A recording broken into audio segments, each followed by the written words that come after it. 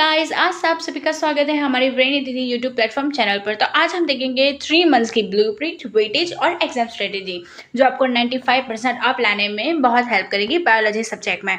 तो फर्स्ट हम देखेंगे NCERT is the Bible. Yes, ये बहुत ही ट्रू लाइन है क्योंकि आपका 99.99% आपका एनसीईआरटी में से ही आता है। NCERT lines back to back lines आती है क्योंकि आप जो रेफरेंसेस लेते हैं, गाइड्स लेते हैं बाहर से कि इसमें से आ जाएगा उसमें से आ जाएगा, ऐसा नहीं होता। एनसीईआरटी क्लियर तो सब क्लियर। अब एक्टिव रोल पैसिव रीडिंग्स में क्या होता है कि आप कोई एक पैराग्राफ या तो आप किसी बुक में जो ड्रॉ किए हुए फ्लो चार्ट से उसको एक बार देखें, फिर इस बुक को बंद करें, फिर एक बार खुद से ड्रॉ करने की ट्राई करें। वैसे आपका माइंड भी एक्टिव होगा, शार्प होगा और उससे आपको चीज़ें याद रहने लगेगी।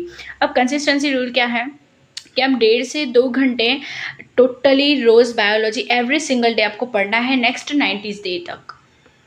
The ultimate 3 month blueprint. Month 1 heavy heaters, मतलब कि आपको फोकस करना है हाई वेटेज चैप्टर्स पे, जैसे कि genetics and evolution and reproduction. Clear concepts है जो make consist 1 page chapter summarise करके आपको पढ़ना होगा।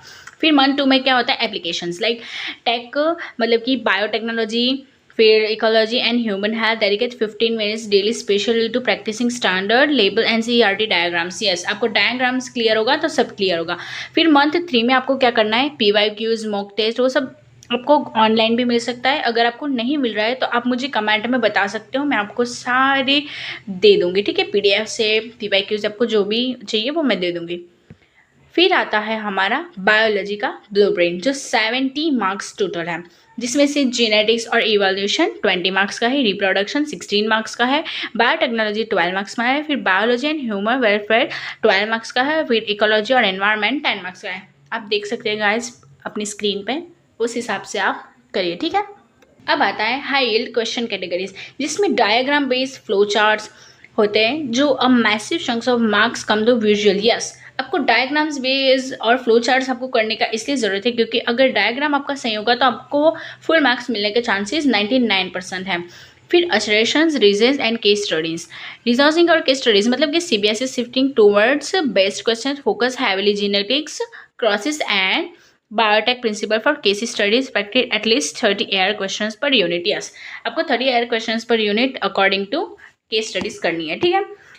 फिर आता है एग्जाम हॉल प्रेजेंटेशन हैक्स। उसमें क्या है कि अंडरलाइन साइंटिफिक कीवर्ड्स होता है, जैसे कि examiner scan for specific terms और make their jobs easier by underlining them. फिर ड्रॉ अनआस्क्ड डायग्राम जो 3 to 5 marks question doesn't specially ask for the diagram but you know one, तो आपको अपने फुल मार्क्स मिल सकते हैं डायग्राम्स में, ठीक है। फिर पॉइंट्स ओवर पैराग्राफ, पैराग्राफ को भी आप पॉइंट्स वाइज लिखेंगे तो वो बेहतर लगेगा।